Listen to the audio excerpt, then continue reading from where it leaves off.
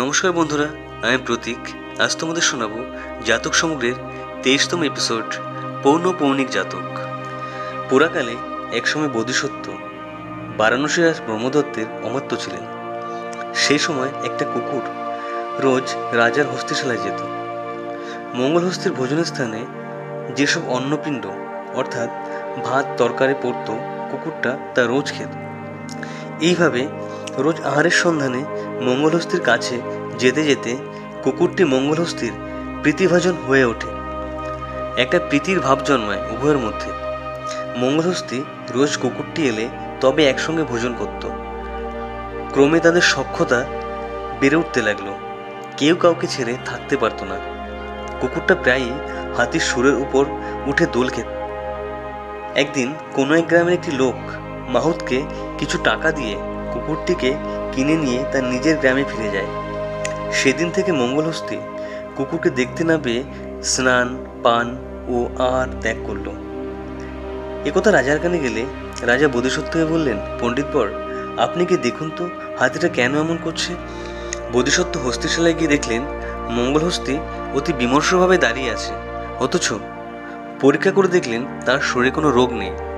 তখন বোধিসত্ত্ব ভাবলেন, নিশ্চয়ই এর সঙ্গে অন্য কোনো প্রাণীর ভাব ছিল।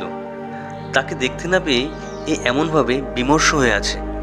এই চিন্তা করে তিনি মাহুতকে জিজ্ঞাসা করলেন, আচ্ছা, এই মঙ্গলহস্তির কাছে অন্য কোনো প্রাণীকে আসতে দেখেছ কি?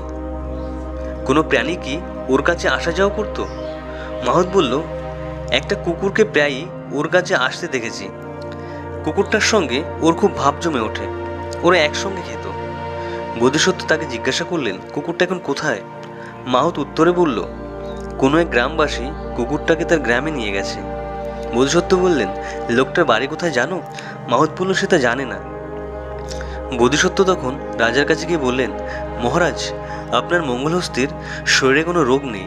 একটা বাইরের কুকুরের সঙ্গে ওর খুব বন্ধুত্ব হয়েছিল।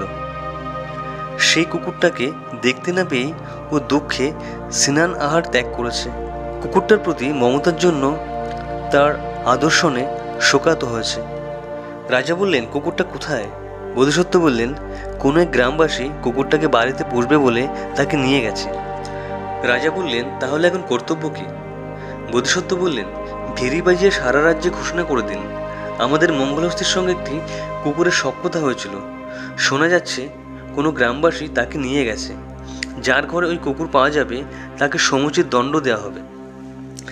রাজা সারা নগর ও গ্রামে গ্রামে ভেরি বাজিয়ে এই কথা ঘোষণা করার আদেশ দিলেন। এই ঘোষণা শুনে যে লোকটা কুকুরটিকে নিয়ে গিয়েছিল সে তখনই কুকুরটিকে ছেড়ে দিল। কুকুরটা ছুটে গিয়ে মঙ্গলহস্তির কাছে উপস্থিত হলো। তাকে কাছে পেয়ে মঙ্গলহস্তির আনন্দের সীমা রইল না। সে তাকে আনন্দের আবেগে সুর দিয়ে তুলে মাথার উপর কিছুক্ষণ রেখে মাটিতে নামিয়ে দিল। তারপর তার আহার থেকে কুকুরটাকে খেতে দিল। কুকুরের আহার শেষ হলে সে নিজে আহার করল। রাজা এই কথা শুনে বিশেষভাবে আনন্দিত হলেন। তিনি বুঝলেন বোধিসত্ত্ব যে শুধু ইতর প্রাণীদের মনোভাব বুঝতে পারেন তা নয়, তিনি উপায় কুশল। তিনি তার অসাধারণ বুদ্ধি বলে যে কোনো সমস্যার সমাধান করতে পারেন। তখন তিনি বোধিসত্ত্বের প্রতি প্রচুর সম্মান প্রদর্শন করলেন।